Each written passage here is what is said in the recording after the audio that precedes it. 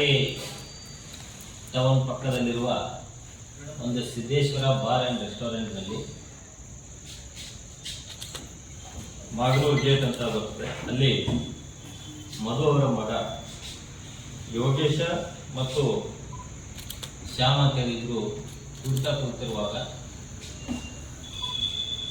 4 ಜನ ಆರೋಪಿತರು ಏಕಾಏಕಿ ಬಂದು ಯೋಗೇಶ್ ಮೇಲೆ ಹಲ್ಲೆ ಮಾಡಿ ಆತನಿಗೆ ಮಾರಕಾಸ್ತ್ರಗಳಿಂದ ಹೊಡೆದು ಗಾಯಗೊಳಿಸಿ ಆತ ಅಲ್ಲೇ ಮೃತಪಟ್ಟಿದ್ದರಿಂದ ಈಗಾಗಲೇ ಒಂದು ಕೊಲೆ ಪ್ರಕರಣವನ್ನು ಮಳವಳ್ಳಿ ಗ್ರಾಮಾಂತರ ಪೊಲೀಸ್ ಠಾಣೆಯಲ್ಲಿ ದಾಖಲು ಮಾಡಲಾಗಿತ್ತು.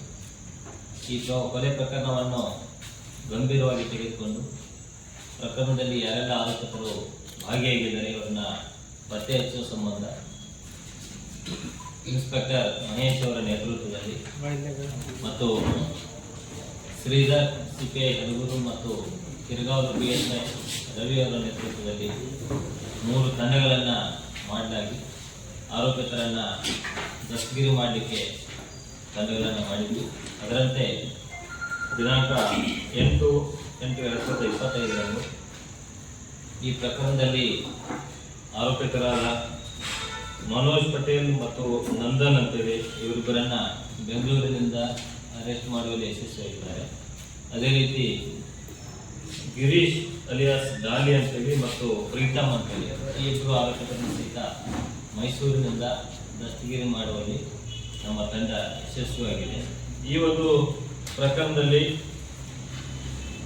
ಹೆಚ್ಚಿನ ಒಂದು ತನಿಖೆ ಮಾಡಲಾಗಿ ಯೋಗೇಶ ಏನು ಕೊಲೆಯಾದವರು ಈತ ಕಳೆದ 3-4 ಘಟನೆಗಳಲ್ಲಿ ಈ ಏನು ಆರೋಪಿತ ಮನೋಜ್ ಪಟೇಲ್ ಇರ್ಬೋದು ಮತ್ತು ನಂದನ್ ಇರ್ಬೋದು ಇವ್ರ ಮೇಲೆ ಅವಾಗವಾಗ ಹಲ್ಲೆ ಮಾಡುವ ಮೂಲಕ ಒಂದು ಪ್ರಕರಣ ಸಹಿತ ದಾಖಲಾಗಿತ್ತು. ಮಳವಳ್ಳಿ ಟೌನ್ನಲ್ಲಿ ಕಳೆದ ಡಿಸೆಂಬರ್ನಲ್ಲಿ ಒಂದು ಪ್ರಕರಣದಲ್ಲಿ ಈತ ನನ್ನ ಕೈಯನ್ನು ಮುರಿದಿದ್ದರು.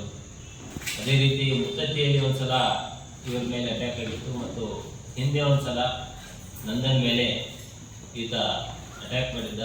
ಈ ಎಲ್ಲ ವಿಚಾರಗಳನ್ನು ಮನಸ್ಸಿನಲ್ಲಿ ಇಟ್ಟುಕೊಂಡು ಈತನಿಗೆ ಹೀಗೆ ಬಿಟ್ಟರೆ ನಮಗೆ ಅವಾಗವಾಗ ತೊಂದರೆ ಕೊಡ್ತಾ ಇರ್ತಾನೆ ಅಂತೇಳಿ ಮುಖ್ಯವಾಗಿ ಮನೋಜ್ ಪಟೇಲು ಮತ್ತು ಗಾಲಿ ನಂದನ್ ಮತ್ತು ಇನ್ನೊಬ್ಬ ಪ್ರೀತಮ್ ಎಲ್ಲರೂ ಸೇರಿಕೊಂಡು ಈತನನ್ನು ಕೊಲೆ ಮಾಡುವ ಉದ್ದೇಶದಿಂದ ಮಾರಕಾಸ್ತ್ರಗಳನ್ನು ಖರೀದಿ ಮಾಡಿ ಪ್ಲ್ಯಾನ್ ಮಾಡಿ ಯೋಗೇಶ ಒಬ್ಬನೇ ಬಾರ್ ಮುಂದೆ ಒಂದು ಫೋನ್ನಲ್ಲಿ ಮಾತಾಡ್ತಾ ಇರ್ತಾನೆ.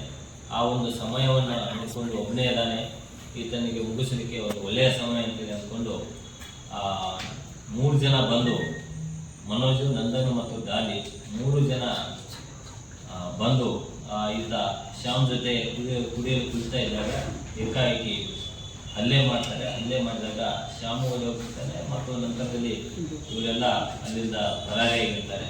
ಸೊ ಈ ಒಂದು ಹಿನ್ನೆಲೆಯಲ್ಲಿ ಎಲ್ಲ ಆರೋಪಿತರ ಬಂಧನ ಆಗಿದೆ.